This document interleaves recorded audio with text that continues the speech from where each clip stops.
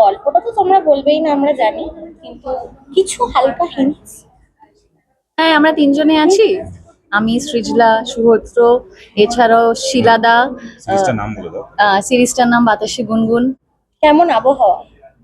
আবহাওয়া বাতাসে গুনগুন। গুনগুন শোনা যাচ্ছে, এটার অপেক্ষাতেই রয়েছে। আমরা যা করার করে ফেলেছি, এবার যা করার দর্শকদের করতে হবে। এবং মিথিলা ছাড়াও যে বাইরে যে একজন রয়েছে যার বাইরে। মানসিক সমস্যা, হুম, সেটা নিয়ে কি বলবেন?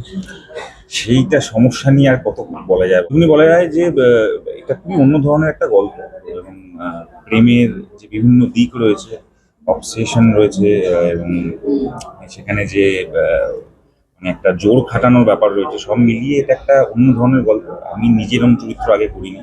লাভলি কো অ্যাক্টার্স, তাদের সাথে কাজ করেও মজা লেগেছে। এবার যে গানটা বাংলাদেশের কিছুটা ধারা বদলে দিয়েছিল, সেই গানটা এখানে ইউজ হয়েছে, যেটা কম্পোজ করা, এবং সেটা বারবার ট্রেলারে বাজছে। এই গানটা তো আমাদের মানে প্রায় ছোটবেলার সাথে যুক্ত, এবং আমরা এই গানটার সাথে একটা নস্টালজিয়া রয়েছে।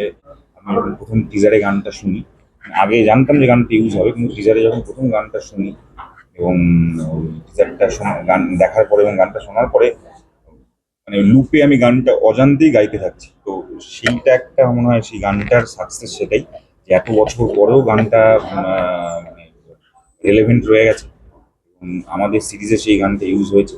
তো আমি যদি খুব ভুল না করি, গানটা 18 বছর হয়ে গেছে।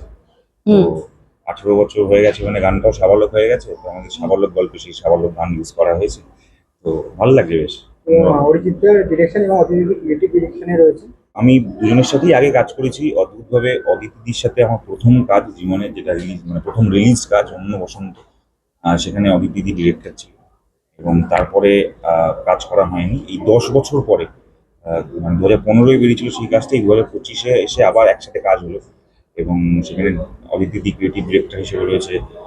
তো একটা মানে হোম কামিং এর মতো একটা ব্যাপার হলো যে এত বছর পরে আবার একসাথে কাজ হলো। টোটনের সাথেও আগে কাজ হয়েছে, এবং এখানে প্রথম তার ডিরেকশনে প্রথম কাজ করলাম। খুবই ভালো, মানে টিমটা খুবই চেনা। যে লিখেছে আমাদের যে দুর্বার এবং সুভাঞ্জন, তারাও আমার পুরনো বন্ধু, স্থানীয়। তো সব মিলে খুব ভালো একটা টিম। আমিও একই কথাই বলবো যে খুব সুন্দর একটা টিম। টোটনদার সাথে আমার বহু বছর ধরে আলাপ, মানে অরিজিৎ, টোটনদা। অদিতিদির সাথেও ছোটবেলায় একটা কাজ করেছিলাম, কিন্তু বড়বেলায় এসে দুজনের সাথেই কাজ করলাম। তার সাথে বন্ধু বান্ধবরা যখন থাকে, ডেফিনেটলি কাজের জায়গাটা আলাদা হয়ে যায়। এর মধ্যে কি কোনো ত্রিকোণ প্রেমের আভাস পাওয়া যায়? দেখো, আভাস তো ডেফিনেটলি একটা আছেই, যেটা ট্রেলার টিজার দেখে বোঝা যাচ্ছে। কিন্তু ত্রিকোণ প্রেমটা ঠিক কিরকম, কোন দিক থেকে ত্রিকোণ হচ্ছে সেটাই বোঝার, মানে এরকম হচ্ছে নাকি এখান থেকে উঠছে নাকি ওখান থেকে যাচ্ছে, ওটাই জানার আর কি।